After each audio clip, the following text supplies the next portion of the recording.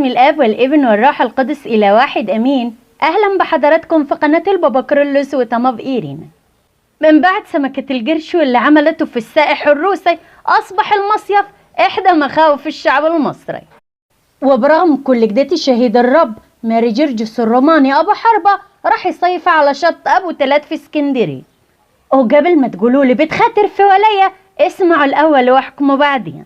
صدق الإنجيل في كل آية ما تتكتب فيه ادعوني يوم الضيق أنقذك فتمجدنا. وبتحكي بنت الرب اختبار ليها حصل ليها ولعيلتها ولأصحابها في اسكندرية على شط أبو تلات.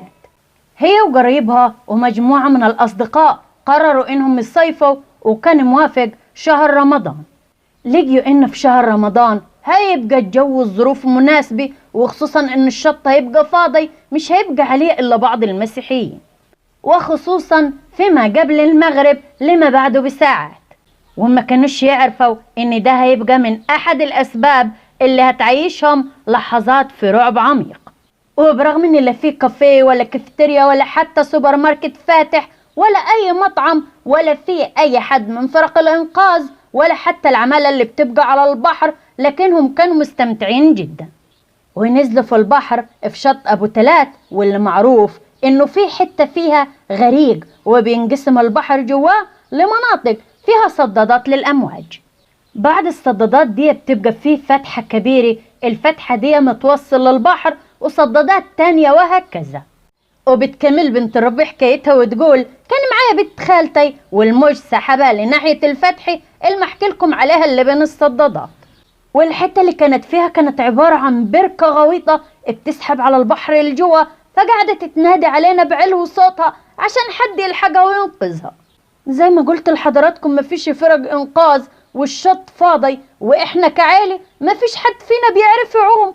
أقصى ما فينا وأشطر ما فيني يدوبك بيبلبط على الشط ويبل رجليه بس. برغم دي تلقينا نفسنا لا إراديا أما نجري وراها عشان نلحقها وننقذها. كل واحد فينا بدأ ينادي شفيعه وبدأ يبص للسما ويقول يا رب. سهل ربنا وبنت خالتي طلعت وربنا أنقذها، بس عملنا غلطة كانت هتكلفنا حياتنا. الغلطة اللي عملناها من كتر خوفنا عليه عمنا ناحية البركة الغويطة اللي ما قولكم عليه، وكل واحد فينا بدأ يغرق ولا عارف ينقذ نفسه ولا ينقذ اللي حواليه. عددنا كان 5، بنت خالي اللي طلعت، ومن بعدها طلعت أختي، ومن بعدها طلعت بنت خالي، وما فضلش غير أنا وجوزي بس.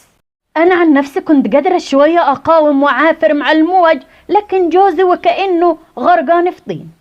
البحر بدأ يسحبنا الجو قوي وبدأ الليل يحل علينا. كنت قادرة أنا وهو نسمع صراخ الناس اللي على الشط برا، والمنظر كان مرعب جدا بالنسبة لي. ما بقاش باين مني إلا راسنا وبس، وبقت بيننا وبين الشط ربع ساعة. الحقيقة إن محدش اتجرأ يدخل لنا البحر، وخصوصا إن محدش فيهم بيعرف يعوم كويس، ولا حتى أنا وجوزي ما نعرف نعوم، لدرجة إن جوزي شرب مية كتيرة قوي وحالته بقت صعبة وابتدى يدخل في حالة إغماء. في الوقت ده تفكيري اتشل وما بقيتش عارفة أعمل إيه لما الموج جرفنا للعمق. وللأمانة في الوقت ده حياتي ولا حياة جوزي ما كانتش غالية علي، كد إني سايبة على الشط طفل عنده 3 شهور هيتيتم من أمه وأبوه ويعيش وحيد. طبعا بعدها عرفني إنهم على الشط اتصلوا بناس كتير، لكن عشان ظروف شهر رمضان ما كانش حد جا عشان يسعفني، وفقدنا الأمل، وخصوصا لما عدينا الصدادات. وجوزي قال لي أنا تعبت ومش قادرة أقاوم تاني، أنا هسيب نفسي، قومي انت عشان تطلعي للواد ما يعيش لوحده. في الوقت ده حسيت إن روحي خلاص أما تسحب مني، صرخت من عمق قلبي وأنا باصة للسما. صرخت وأنا مش عارفة ما أقوليه، لكن كل اللي طلع من لساني كان في قلبي. قلت يا عذراء يا أم النور، عشان خاطر ابني وجوزي، يا ملاك ميخائيل، يا ماري جرجس، يا ماري ميني، أرجوكم ساعدوني. كانت أول مرة أتشفع بالملاك ميخائيل في حياتي، وشفيعي هو ماري جرجس. وفجأة بصيت من بعيد لقيت شاب نط في البحر، نط في المية، المسافة بيننا ما بينه ربع ساعة عوم. ما ببص لجوزي واقول له قاوم استحمل، في حد نط في المية خلاص هينقذنا، اوعى تستسلم. اتفاجأت اني ما خلصتش الكلمة من بقي الا ولقيت الشاب ديتي بقى ورانا. ازاي ما عرفش؟ ازاي برغم الامواج الشديدة دي عدى البحر في ربع ساعة برغم ان الدنيا ضلمت؟ ازاي شايفني؟ ازاي وصل لنا بالسرعة دي؟ ما عرفش. لقيت ورا جوزي بالظبط وما يقول له يلا تعالى عشان اوصلك للشط. كمل الشاب وقال له لف واديني ظهرك عشان اعرف امسكك كويس واطلعك.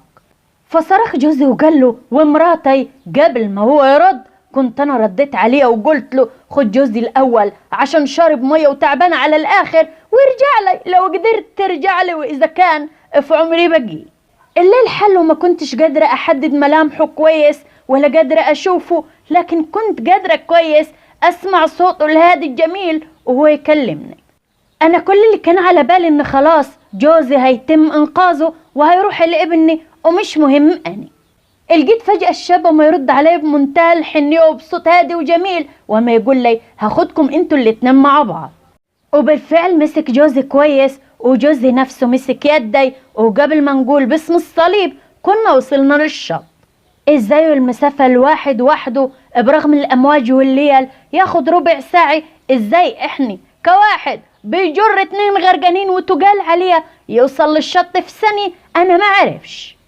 احساسي في اللحظات اللي انا تم انقاذي فيها من قبل الشاب انا وجوزي احساس طيران مشعوع. وما وصلنا للشط قال وصلنا، حمد لله على سلامتكم، قوموا وامشوا. وفعلا قومنا ومشينا على الرمل. وبرغم ان في الوقت ديتي اهلنا كلهم اتلموا حوالينا، والناس كلها اللي على الشط اللي تعرفنا واللي ما تعرفناش بقت تزغرت وبقت فرحانة وتبكي بدموع الفرح وتشكر ربنا. لكن انا كنت واخدة بالي كويس عايزة اشوف الشاب اللي انقذنا الشهم ديته واشكره.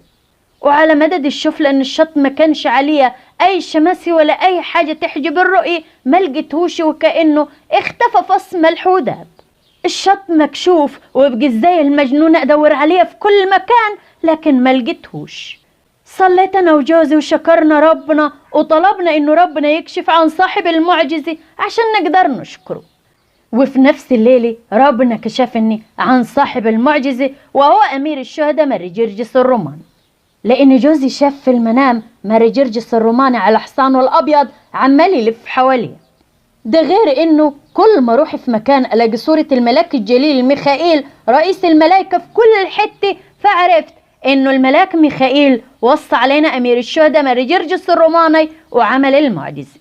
لانه زي ما قال في الانجيل يوصي ملائكته بك ليحفظونك في كل طرقك.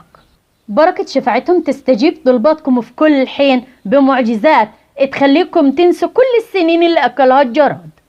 الناس اللي خايفة تنزل البحر بسبب سمكة القرش، اقول لكم ان سمكة القرش واضحة وصريحة كائن ربنا خلقه على الفطرة يجوع ياكل، لكن في ناس عايشة معاني اما نتعاملوا معاها كل يوم او ما لقوها مثلا بالصدفة على السوشيال ميديا او في الحياة الطبيعية. الناس دي قروش وذئاب وثعالب مكارة.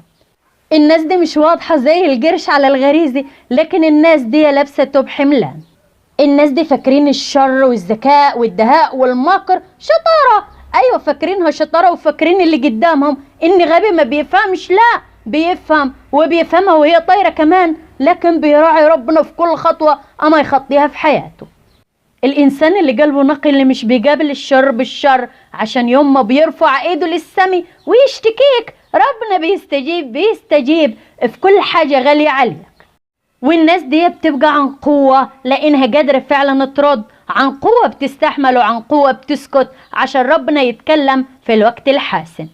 فلو بتقابل في حياتك قروش وثعالب وذئاب يا ريت تكتب لي في التعليقات عن اختباراتك وتجربتك. اما عن طلبات الصلاة لا تكل ولا تملوا من انكم تكتبوا طلبات الصلاة، دي مش تعليقات، دي صلاة بنشاركها سوا. اوعوا احبائي تنسوا اللايك والشير لان ده بيخلي ناس كتيرة تسمع الفيديو وتاخد بركتهم. اما لو بتسمعني لاول مرة على قناة البابا كارلوس وطماف إيريني اشترك فعل الجرس على الكل ليصلك المزيد من الفيديوهات الروحية والاجتماعية وفيديوهات الاخبار. ربنا يحميكم ويحافظ عليكم وعلى أسركم، على حبايبكم وعائلاتكم، أمين يا رب. ويحافظ على أولادكم وينجحهم ويكون مع أولادنا اللي بيمتحنوا ثانوية عامة وكليات. يا رب يسوع المسيح يفرحكم بعيالكم ويجعلها أيام بخيتة على الجميع، أمين يا رب. ومن جوا قلبي، من جوا أعماق قلبي يا رب، يفرح قلوبكم، يعمر بيوتكم، يحافظ على أولادكم، يوسع أرزاقكم، يديم يا رب محبتنا، أمين. يبعد عنا وعنكم الشرير والأشرار يا رب، أمين. ودايما يا رب بيوتكم عمرانة بحسكم وحس عيالكم، أمين يا رب.